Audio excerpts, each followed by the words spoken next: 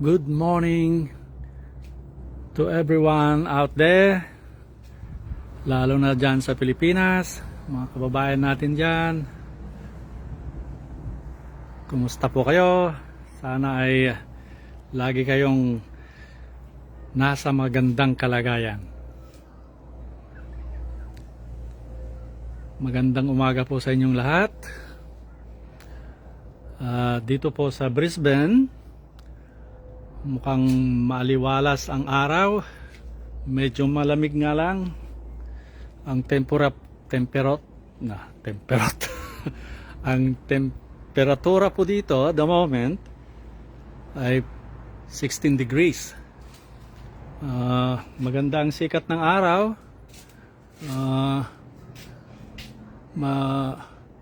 Malinis ang kalawakan, pero inaasahang magkakaroon ng maulap na kalat-kalat na ulap mamayang hapon at maaring umulan din sa mga ibang bahagi ng Southeast Queensland. Pero sa ngayon po, napakaganda ang araw. Meron po tayong napakalaking balita na nangyari overnight o kahapon. Nagkaroon po ng general election ang United Kingdom at napakalaki po ang pagbabago na nangyari doon sa election noong July 5. Ang dating Prime Minister na si Sir Rishi Sunak, leader ng Conservative Party, ay natalo po ng Labour Party. Landslide po ang pagkatalo nila at ang kabuuan ho ng House of Commons o kumbaga parang House of Representatives, ang total po ng mga seats or members sa House of Commons ng United Kingdom ay 650. At kahapon po, ang result po ng elections, ang Labour po na pinangungunahan ni Keir Starmer ay nagkaroon ng 412 seats among that 650. At ang dating Prime Minister ay nagkaroon lang po ng 121. So napakalaki po ang gap ng kanilang pagkatalo. Simula noong 1997, ang Labour Party ng UK ay ngayon lang ulit nanalo. 1997, ang huling Prime Minister ng Labour ay si Tony Blair. Siya po ang nanalo sa 1997 elections. And 14 years na walang Labour leadership ang UK. So last night, ang naging resulta, landslide po ang pagkapanalo ng Labour. 412 versus 121. Ang Liberal ata ay nakakuha ng mga 71, 73 seats. Pero ang major parties ay ang Labour at ang Conservatives. So, malaking pagbabago ngayon yan sa mangyayaring mga global activities. Kagaya ng gera sa Israel at saka Hezbollah at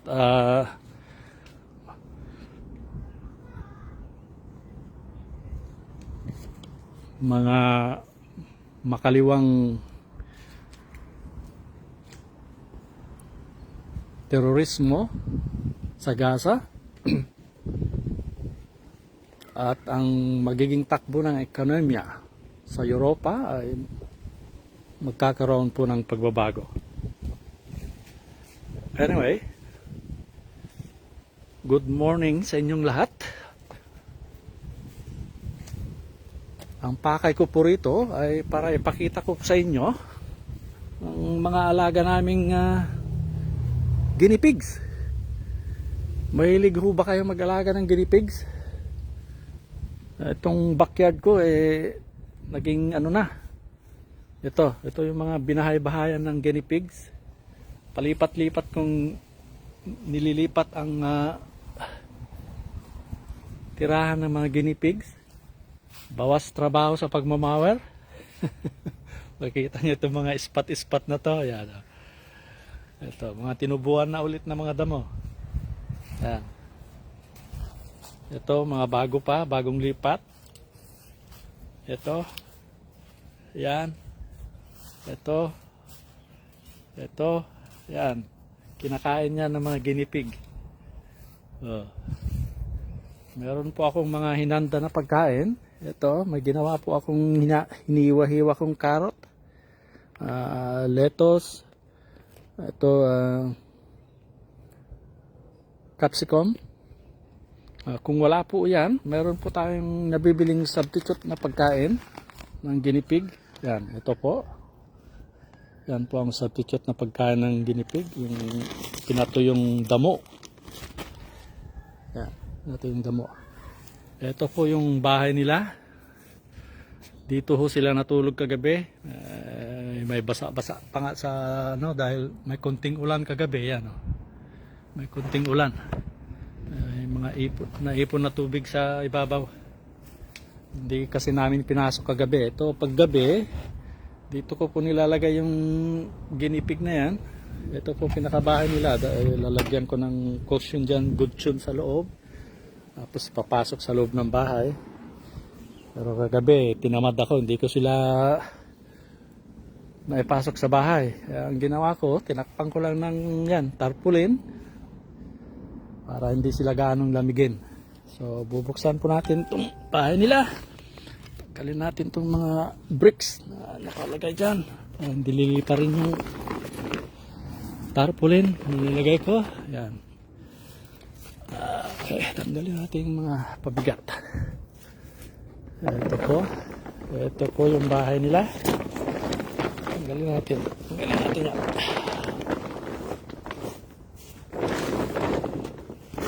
Pag araw, yan, tinatanggal ko po yung takip nila para maarawan sila.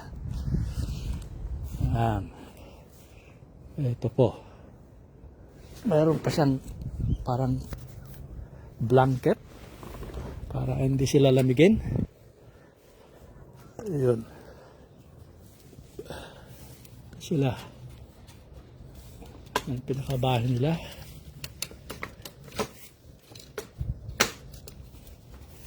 Taas natin. Yan. Ganyan.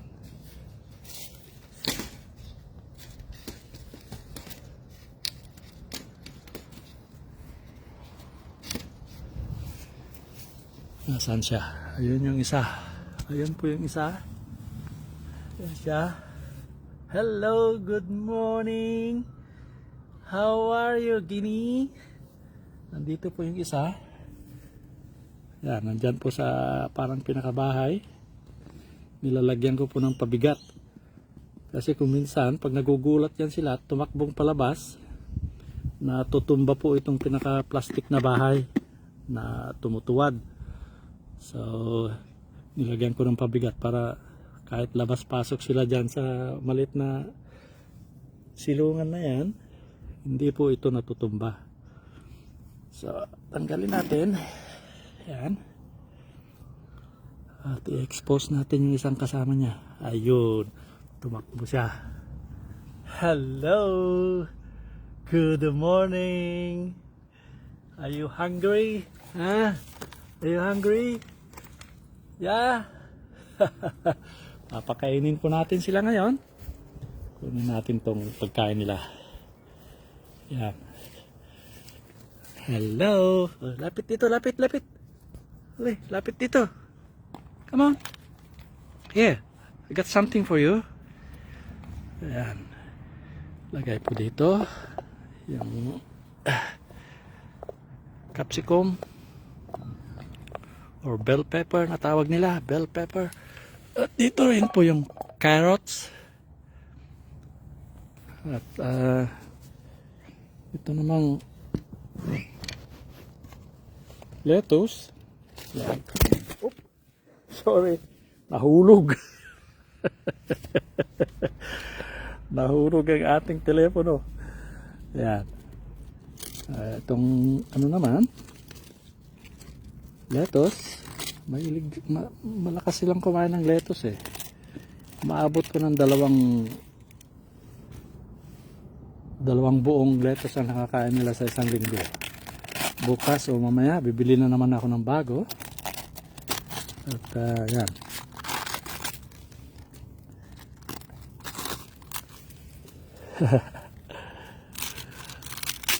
Yan. Lagay po natin dito. Maya yan. Papapakin na yan.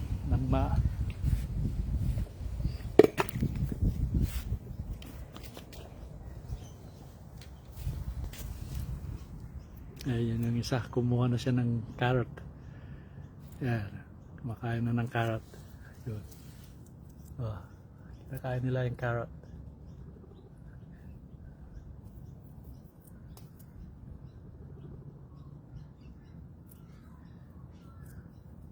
May pangalan tong dalawa eh. Kalimutan ko yung pangalan ng isa. Itong may puti, yan si Minnie. Ano ko anong pinangalan ng isa? Ang anak ko.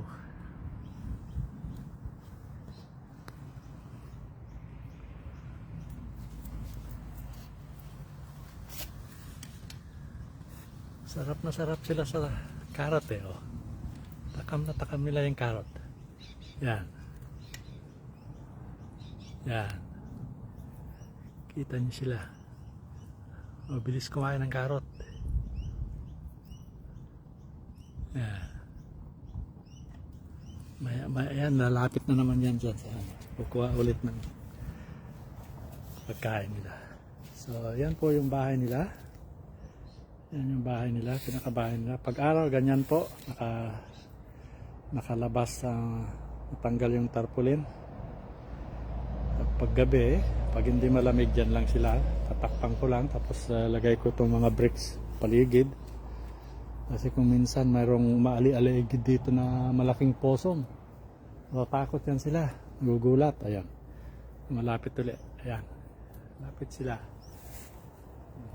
Ayan. Ayan.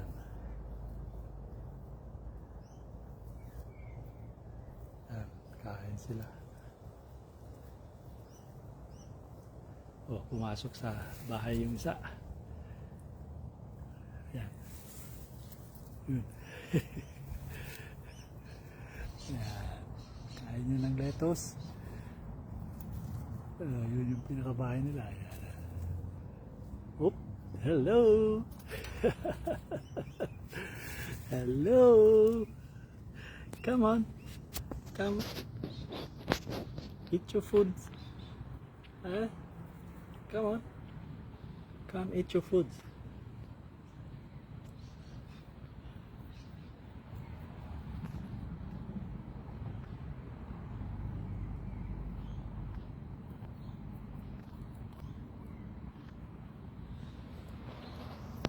Yeah. So, yan. Binalik po natin itong screen ng bahay nila kasi meron pong umaali-aligid dito na ibong malaki. Takot yan sila sa ibon. At para hindi pasukin ng ng possum. Yan. Balik po natin yung screen. Meron nga lang, may lock na yan eh. Oh. Yan. Nilalak yan. Okay. Hello. Hello. Come on. Keep eating. Malakas kumain itong mga to eh. Malakas na kumain.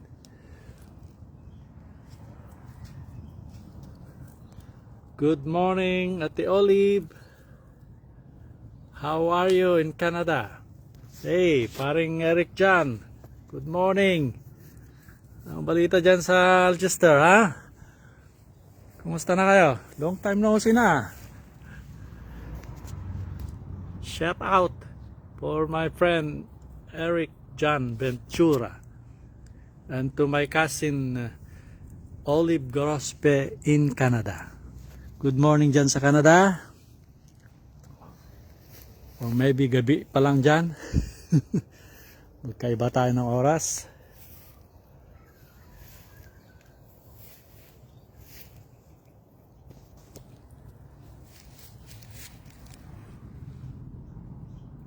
Yan. Ito yung alaga naming guinea pig.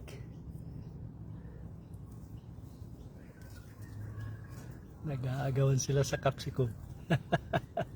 Oop! Nag-aagawan sa capsicum. Well, anyway, this is all for this guinea pig. Sa susunod na araw, baka doon naman tayo sa pisingan. Thank you for watching. God bless you all.